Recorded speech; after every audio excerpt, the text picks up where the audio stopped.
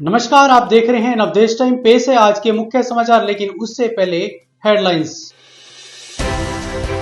किसान नेता मनमोहन सिंह ओजला के निधन पर बीकेयू नेता राकेश टिकैत ने जताया शोक।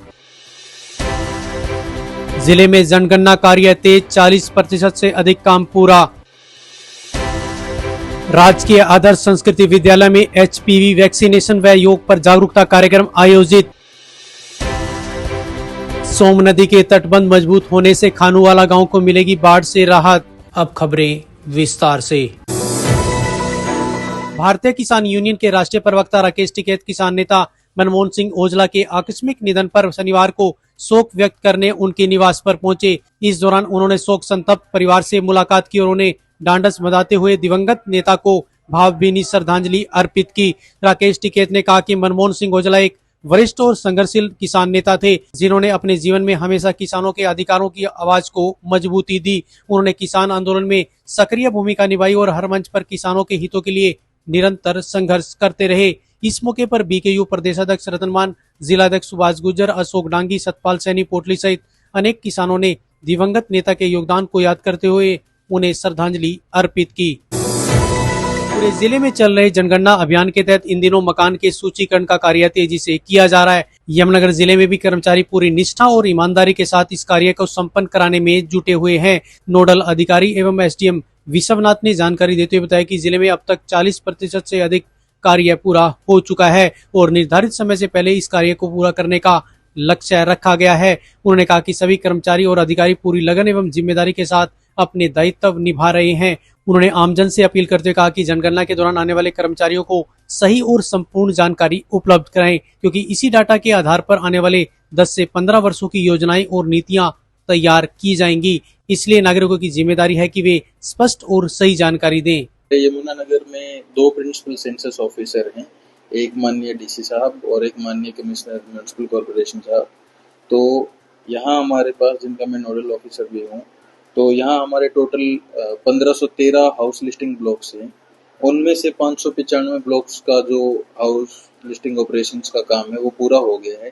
तो लगभग 40% काम हमारा पूरा हो गया है और सरकार के निर्देशानुसार जो सरकार के ने डेडलाइन तय की है उससे पहले हम ये सारा काम पूरा करेंगे। इस सब में हमारे जो एन्यूमरेटर्स हैं, हमारे जो सुपरवाइजर्स हैं, चार्ज क्लर्क्स हैं, चार्ज ऑफिसर्स हैं, उन सब ने बहुत मेहनत की है। और जो जनगणना का कार्य है ये बहुत महत्वपूर्ण है। सभी आम नागरिकों से मेरी अपील है कि इस महत्वपूर्ण काम को आप अपनी जिम्मेदारी के साथ सारा डेटा दें और ये सुनिश्चित करें कि जो एन्यूमरेटर्स आपके घर पे आते हैं उनको उनके अपने सामने ही अपनी सारी जो जानकारियां हैं वो ऑनलाइन ही लाइव उसको अपलोड करवाएं और सारी पूर्ण जानकारी अपलोड करवाएं, क्योंकि ये जो जानकारी अभी हम जनगणना के माध्यम से प्रदान कर रहे हैं, इन्हीं के बेस पे हमारी नेक्स्ट 10, 15 इयर्स, 20 इयर्स पॉलिसी बनेगी।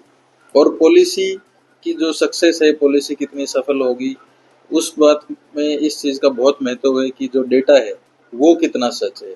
तो सभी नागरिकों से, सभी यमुनानगर वासियों से मेरी अपील है कि जो एन्यूमरेटर्स आ रहे हैं, जो सुपरवाइजर्स आ रहे हैं, उनका सहयोग करें, जनगणना में अपनी भागीदारी निभाएं और देश के विकास में अपनी भागीदारी सुनिश्चित करें। राजकीय आदर्श संस्कृति विद्यालय रादौर में खंड शिक्षा अधिकारी रमेश कुमार ने भारत सरकार द्वारा चलाए जा रहे एचपीवी वैक्सीनेशन कार्यक्रम के बारे में विस्तार से जानकारी दी। उन्होंने बताया कि यह वैक्सीनेशन 14 से 15 वर्ष की लड़कियों के लिए है और इसका स्वास्थ्य पर कोई दुष्प्रभाव नहीं पड़ता। उन्होंने अभिभावकों एवं छात्राओं से अपील करते हुए कहा कि इच्छुक छात्राएं अपने नजदीकी स्वास्थ्य केंद्र पर जाकर यह वैक्सीन अवश्य लगवाएं। कार्यक्रम के दौरान खंड शिक्षा अधिकारी ने अध्यापकों को योग भी करवाया तथा इसके महत्व पर प्रकाश डाला। उन्होंने कहा कि योग स्वास्थ्य के लिए बेहद आवश्यक है। यमुनानगर जिले में वर्षों से बाढ़ की मार झेल रहे खानूवाला गांव के लोगों के लिए राहत की खबर है। सिंचाई विभाग ने यमुना नदी के दोनों किनारों को हजारों टन पत्थरों से पक्का करने का कार्य शुरू कर दिया है। इसके लिए साइट पर पत्थर पहुंचाए जा चुके हैं और जल्द निर्माण कार्य शुरू होगा।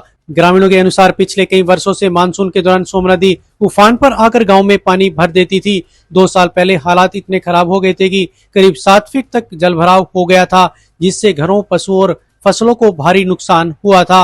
उन्होंने कहा कि तटबंध मजबूत होने से नदी के कटाव पर रोक लगेगी और बाढ़ का पानी गांव की ओर नहीं बढ़ पाएगा। इससे खानूवाला समेत आसपास के दर्जनों गांव को राहत मिलने की उम्मीद है।